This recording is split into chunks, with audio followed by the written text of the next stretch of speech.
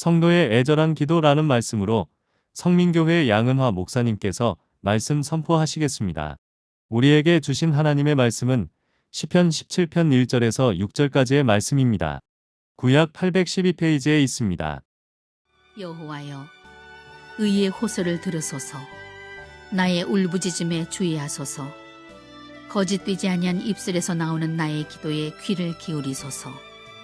주께서 나를 판단하시며 주의 눈으로 공평함을 살피소서. 주께서 내 마음을 시험하시고 밤에 내게 오시어서 나를 감찰하셨으나 흠을 찾지 못하셨사오니 내가 결심하고 입으로 범죄하지 아니하리이다. 사람의 행사로 논하면 나는 주의 입술의 말씀을 따라 스스로 삼가서 포악한 자의 길을 가지 아니하였사오며 나의 걸음이 주의 길을 굳게 지키고 실족하지 아니하였나이다. 하나님이여 내게 응답하시겠으므로 내가 불렀사오니 내게 귀를 기울여 내 말을 들으소서. 아멘. 오늘 본 시인은 신앙 때문에 악인에게 핍박을 당하는 시인이 하나님의 보호와 구원을 간구한 성도의 애절한 기도입니다. 죄악이 가득한 이 세상에 살면서 우리가 절망하지 않을 수 있는 비결은 여호와의 정직함을 들으시고 나의 부르짖음에 주의하여 주시라는 간구할 수 있는 거짓되지 않는 입술에서 나오는 기도입니다. 이 기도에 귀를 기울여 달라는 호소입니다.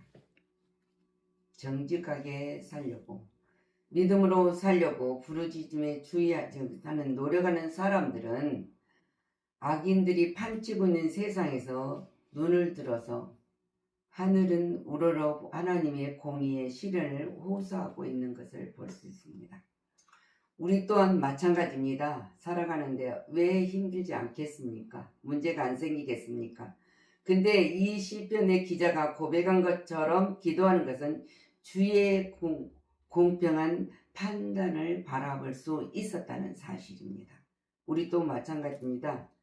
두 가지 배경이 있어야 바라볼 수 있습니다. 한 가지는 말로 범하지 않아야 하나님을 온전히 바라볼 수 있는 것입니다. 3절 주께서 내 마음을 시험하시고 그랬습니다. 밤에 방문하여 주셨다 그랬습니다. 밤에 방문하여서 내가 살아온 오늘 하루를 하나님이 심사하시고 은밀한 시간에 내게 오셨다. 그래서 나를 감찰하셨사오니 그럽니다. 흠을 찾지 못하였사오니 내가 결심하고 입으로 범죄하지 아니하리다 합니다. 우리가 여기서 말하는 흠을 찾지 못하였단 말은 우리가 온전히 하나님만 바라보고 하나님의 공평만 찾는 믿음으로 사는 삶을 말하고 있습니다. 우리가 세상적인 율법적인 것은 얼마나 흠이 많습니까? 부족함도 많습니다. 행동 속에서도 살아간 삶 자체 속에서도 여러 가지 범죄를 안 할 수가 없지만은 믿음으로 한 가지 행동으로 범치 않아야 된다는 것을 가르쳐주고 있어요. 악인들이 이 세상에 순간순간 득세하면서 우리를 우는 사자와 같이 삼키려고 찾고 다니는 이 세상에 우리가 살고 있습니다. 그래서 우리는 모두 이 세상에 살고 있는 이 당연한 그 가운데 살고 있는 수밖에 없지만은 다만 그러나 진리는 끝내 이긴다. 하나님은 이기신다는 것이 성령은 정의와 승리를 마지막 종말론 쪽으로 보장하고 이끌고 계신다는 사실입니다. 주의 입술의 말씀을 사모한다. 하나님의 말씀하신 것을 우리는 사모합니다. 사람의 행사로 논하면 나의 주 입술로 말씀을 따라 스스로 삼가서 포악한 자의 길을 가지 아니하겠사오며 4절 고백합니다. 우리가 온전히 하나님만 따르겠습니다. 하나님 모든 행사에 생각하는 모든 돈까지도 하나님이 주권 안에서 살겠습니다. 그리고 우리는 어떤 상에 있을지라도 하나님만 바라보겠습니다. 주님은 입술이 있으신 분이 아닙니다. 근데 그 말씀이 우리에게 주는 그는 사람처럼 표현하는 것으로 말하고 있어요. 입술 말하는 것. 우리가 말하는 모든 것들이 어떻습니까? 헛되지 않는 것들이 얼마나 많습니까? 근데 우리는 헛된 것들을 너무 말하고 많이 있다는 사실입니다. 그래서 우리가 이런 주님의 말씀의 계시로 선포된 이 말씀은 성령으로 감동된 말씀이기 때문입니다. 이사야 30장 16절 너희는 여호와의 책에서 찾아 읽어보라. 이것들 가운데 빠진 것이 하나도 없고 제짝이 없는 것이 없으니 이는 여호와의 입이 이를 명하셨고 그의 영이 이것을 모으셨음이니라. 그래서 디모데후서 4장 16절 말씀하지 않습니까? 모든 성경은 하나님의 감동으로 기록된 것이로 교훈과 책망과 바르게 함과 교육하기에 유익하니 주님의 말씀을 사모할 만한 가치가 있다는 이 확실한 응답입니다. 약속입니다. 그래서 우리는 기도로 묵상하고 말씀을 먹으면서 살아가는 성도의 삶을 살아야 됩니다. 그래야만 우리가 하나님의 말씀을 사모하는 자로 살아갈 때 역사가 일어난다. 그리고 우리 성도는 기도가 뭡니까? 하나님 말씀을 쫓아 살아야만 온전한 기도가 이루어질 수 있고 기도가 응답될 수 있다는 사실입니다. 여기서 4절 주의 예수의 말씀을 따라 스스로 삼가서라고 했습니다. 주님의 말씀은 정성과 마음을 다하여 지켜야 합니다. 온전히 지켜야 된다. 아멘으로 받아들여야 된다 그랬습니다. 아멘. 나의 걸음을 주의 길에 굳게 지키고 실족하지 아니하였다고 했습니다. 이미 생사를 걸고 주님의 뜻을 순종한 삶의 자세를 말하고 있는 것입니다. 성도는 바로 살기 위해서 애절한 기도가 필요합니다. 애절한 기도는 온전히 내가 있는 이 실전의 상황에서 하나님 앞에 간절히 도와주실 것과 응답하여 주실 확신을 가지고 기도하는 것이에요. 그리고 뭘 말씀을 쫓아 사는 삶의 증거가 나타나야 합니다. 그 전에 5절 그 걸음이 주의 길을 굳게 지키고 실족하지 아니하였나이다.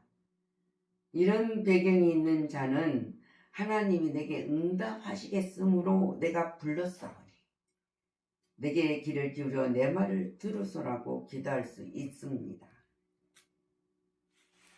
믿음을 갖고 구하는 기도이면 그래서 너희는 구하는 것은 받은 줄 알고 감사하라고 했습니다. 간절한 기도가 있는 기도는 간증 있는 기도는 하나님의 백성에게 주시는 말씀입니다. 그것은 뭡니까? 하나님은 정직한 자의 정직한 기도를 들으신다. 온전한 믿음으로 드려지는 것입니다.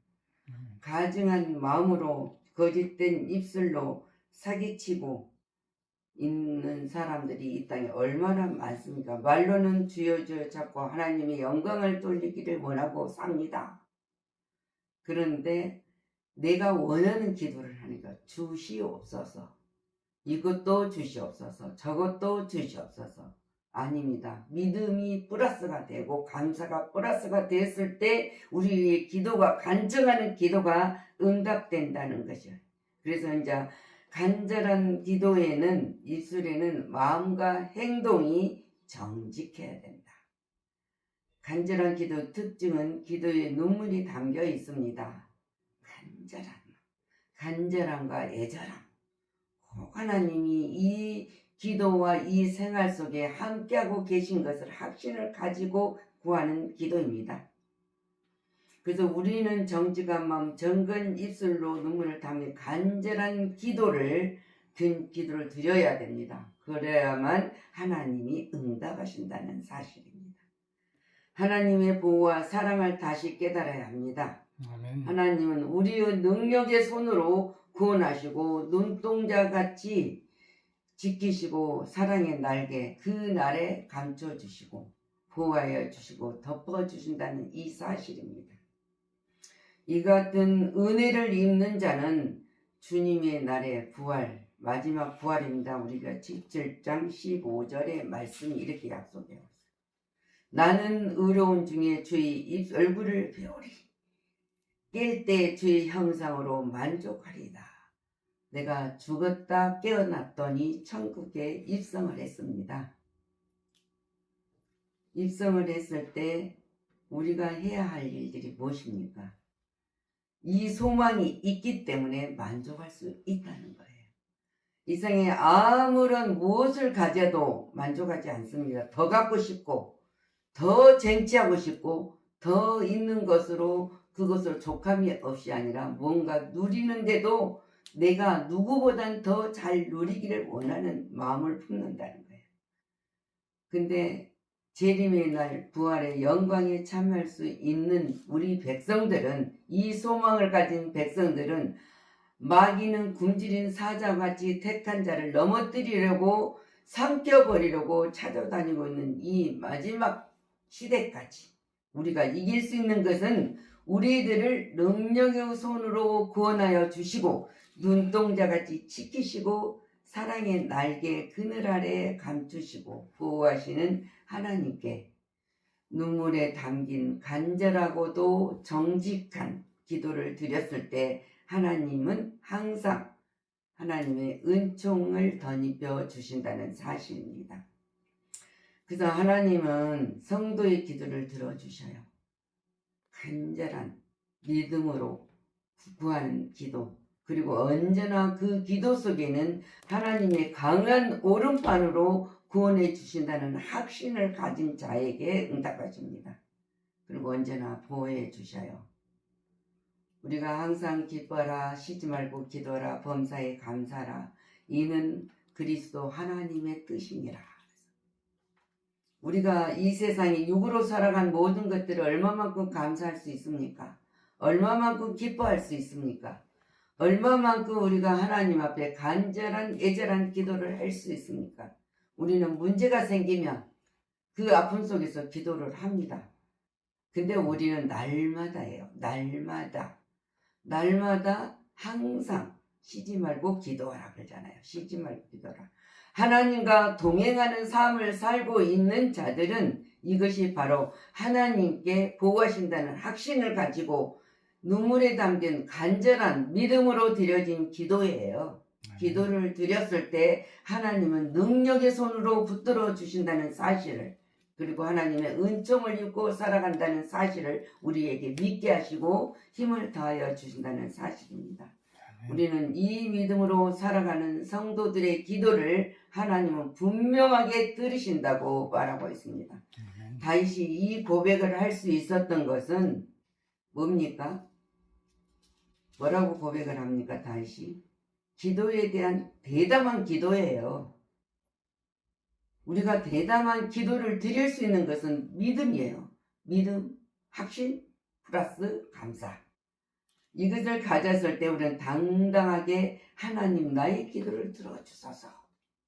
그리고 이 기도를 이루어 주실 분은 하나님의 강한 팔 인도하여 주시고 이루어 주시고 합신을 가지는 기도입니다. 이것이 성도의 애절한 기도를 들으시는 하나님께 영광을 돌리는 삶입니다.